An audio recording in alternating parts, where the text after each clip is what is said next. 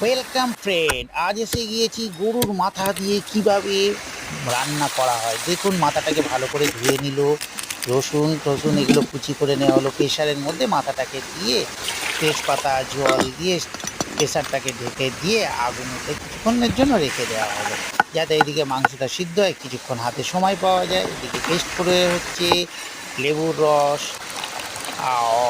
সত্যি কি সুন্দর লাগে না? সব কিছু এদিকে রেডি হচ্ছে। শাকা, এটা নতুনত্ব খাবার এদের কাছে। আলু কুচি করে নিল প্রেশারে। এদিকে ওয়াও, সিটি বেজে গেছে, মানে মাংস রান্না হয়ে গেছে। মাথা থেকে হাড় থেকে মাংসগুলোকে আলাদা করে নিচ্ছে। মায়ের সত্যি দারুণ সিদ্ধ হয়েছে।